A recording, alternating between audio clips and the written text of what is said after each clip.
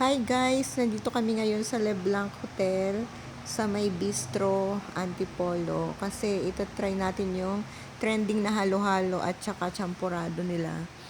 May waiting area sila, kailangan mo mag-antay pagkakuha mo ng number. Number 96 kami kaya nag-antay kami ng mga 2 hours bago kami nakapunta sa restaurant. At 75 pa lang yung number nila nung dumating kami. Tapos 96 kami. Tapos ayan na, nung tapos na kami sa waiting area, pumunta na kami dun sa table namin at nag-order. Tapos nag-wait na naman kami ng 45 minutes bago i-serve yung pagkain. Ayan yung mga in-order namin, yung pork burger ba yan? Basta burger, tsaka champurado, halo-halo at churros. Ayan guys, masarap lahat ng mga pagkain nila pero mahal. May mga picture ako dyan ng mga prices nila pero hindi ko alam kung nakita sa video. Basta ayan yung halo-halo nila. Madaming gatas at 179 yata yung isang ganyan. Tapos yung champurado nila, masarap siya talaga. Kaya worth it yung pagpunta dyan sa may bistro kahit mahaba yung pila. Kaya pala pinipilahan nila kasi masarap talaga yung champurado.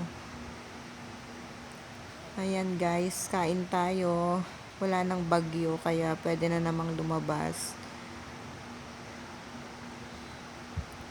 Lahat ng pagkain masarap sa may bistro. Dito lang siya sa Leblanc, sa Taktak. Kaya kung gusto nyong pumunta, try nyo din yung champurado with danggit. May kasama pala siyang danggit. At 249 pesos isang serving na yun. Good for 1 packs.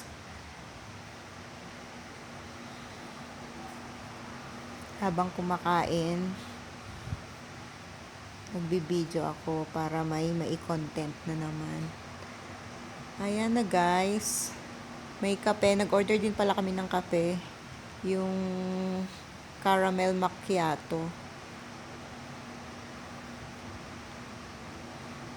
Kaya kung gusto nyong itry yung champurado, punta kayo ng bistro dito lang sa may Leblanc.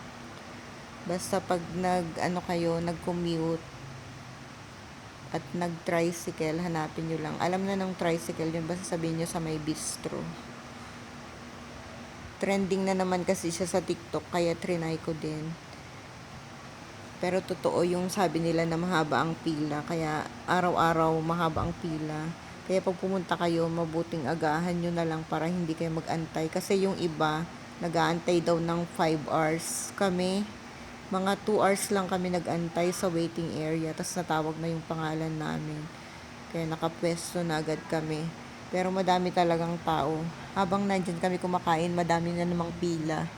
Hindi ko lang alam kung anong oras sila nagka-cut off. Ayan na pala yung champurado na trending guys. So, ilalagyan ni kuya ng gatas.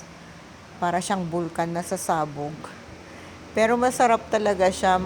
Masyado siyang matamis. Pero pag kinumbine mo yung danggit, masarap na siya. Hindi mo na yung tamis niya. Ayan. Ang ganda niyang tignan. Masarap pa. Tapos trinay ko yung champurado muna na walang danggit. Tapos next, sinawsaw ko yung danggit dyan. Masarap talaga siya. Perfect combination. Kaya busog na naman ako dyan guys. Wala na namang dinner.